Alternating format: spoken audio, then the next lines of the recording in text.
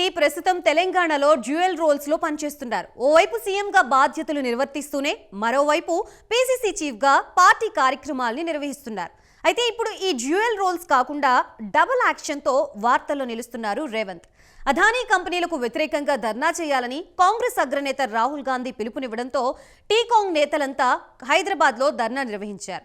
ఈ ధర్నాలో రేవంత్ రెడ్డి కూడా పాల్గొని అదానీతో పాటు పనిలో పనిగా మోదీపై విమర్శలు గుప్పించారు. అయితే కొద్ది రోజుల ముందు ఇదే అదానీతో భేటీ అయ్యి రాష్ట్రంలో పెట్టుబడులు పెట్టాలని విజ్ఞప్తి చేశారు.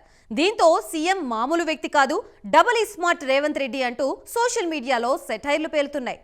మరి రేవంత్ రెడ్డి డ్యూయల్ రోల్ వెనుక కారణమేంటి?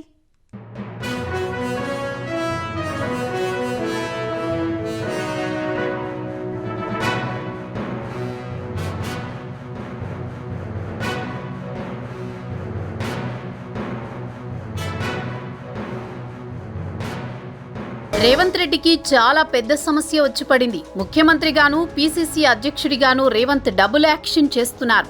మామూలుగా అయితే ఈ డబుల్ యాక్షన్ చేయడం పెద్ద సమస్య కాదు, కానీ ఇప్పుడు ఈ డబుల్ యాక్షనే రేవంత్ను ఇబ్బందుల్లో పడేస్తోంది. ఎలాగంటే పారిశ్రామికవేత్త అదానీ గ్రూప్ వ్యాపారాలపై జాయింట్ పార్లమెంటరీ కమిటీతో విచారణ చేయించాలనే డిమాండ్తో కాంగ్రెస్ ఆధ్వర్యంలో ఈడీ ఆఫీసు ముందు పెద్ద ఎత్తున ధర్నా జరిగింది. అదానీ వ్యవహారంపై జేపీసీ విచారణకు కేంద్ర ప్రభుత్వం అంగీకరించాలనే డిమాండ్తో కాంగ్రెస్ పార్టీ దేశవ్యాప్తంగా ఈడీ ఆఫీసుల ముందు ధర్నా చేయాలని అగ్రనేత రాహుల్ గాంధీ పిలుపునిచ్చారు.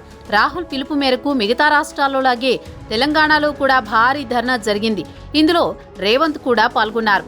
నిరసన కార్యక్రమంలో రేవంత్ పాల్గొనడం అంటే ఊరికే కాసేపు కూర్చుని వచ్చేయడం కాదు కదా. అందుకనే రేవంత్ మాట్లాడుతూ దేశ సంపదను అదానీ అంబానీలు దోచుకు తిన్నారంటూ తీవ్రమైన ఆరోపణలు చేశారు. అతి తక్కువ సమయంలోని అత్యంత ప్రముఖ పారిశ్రామికవేత్తగా ఎదిగిన విధానం పైన రేవంత్ తీవ్రంగా మండిపోయారు. ఇది రేవంత్ ప్రదేశ్ కాంగ్రెస్ కమిటీ అధ్యక్షుడిగా నేతలు కార్యకర్తలను ఉత్సాహపరిచేందుకు చేసిన ఆరోపణలు, ప్రసంగాలు. పీసీసీ అధ్యక్షుడిగా అదానీపైన రేవంత్ ఆరోపణలు చేయడంలో తప్పేమీ లేదు.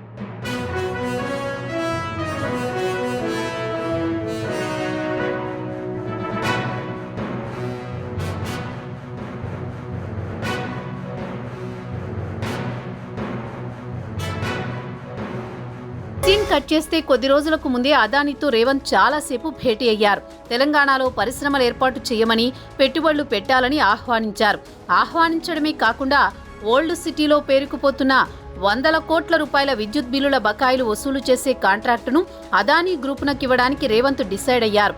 ఈ విషయాన్ని ఢిల్లీలో అదానీతో భేటీ తర్వాత రేవంత్ స్వయంగా ప్రకటించారు. తెలంగాణలో పెట్టుబడులు పెట్టడానికి అదానీ గ్రూపునకు అవసరమైన అన్ని సౌకర్యాలను ఏర్పాటు చేస్తామని రేవంత్ హామీ కూడా ఇచ్చారు. అంటే ఒకవైపు ముఖ్యమంత్రి హోదాలో తెలంగాణలో పెట్టుబడులు పెట్టమని, పరిశ్రమలు ఏర్పాటు చేయమని అదానీని ఆహ్వానిస్తున్న రేవంత్ పీసీసీ అధ్యక్షుడి హోదాలో అదే అదానీ దేశాన్ని దోచేస్తున్నారంటూ తీవ్రమైన ఆరోపణలు గుప్పించారు. పార్టీ అధ్యక్షుడిగా అదానీని తిడుతున్న రేవంత్ ముఖ్యమంత్రిగా మాత్రం అదానీని తెలంగాణలో పెట్టుబడులు పెట్టమని ఆహ్వానిస్తున్నారు. దీంతో పీసీసీ అధ్యక్షుడిగా, ముఖ్యమంత్రిగా రేవంత్ డబుల్ యాక్షన్ చేస్తున్న విషయం అందరికీ అర్థమైపోతోంది.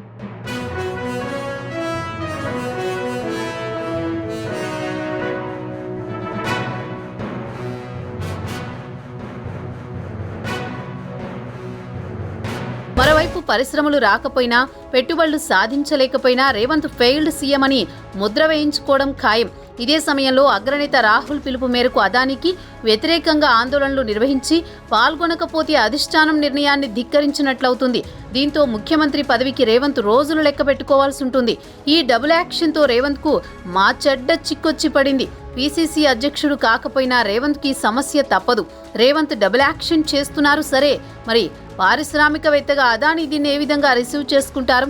ఇలాంటి గోలంతా మామూలే, చాలా రాష్ట్రాల్లో ఉండేది అని అదానీ సరిపెట్టుకుంటారా? లేకపోతే తనను బజారు కీడుస్తున్నారన్న కారణంతో రేవంత్ పై అదానీ మండిపడతారా? ఏదేమైనా డబుల్ యాక్షన్ చేయాల్సి రావడం రేవంత్ కు పెద్ద చిక్కొచ్చి పడిందనే చెప్పాలి. మరి ఈ action sequence double smart Revanth కు ఎంతవరకు వర్కౌట్ అవుతుందో చూడాలి.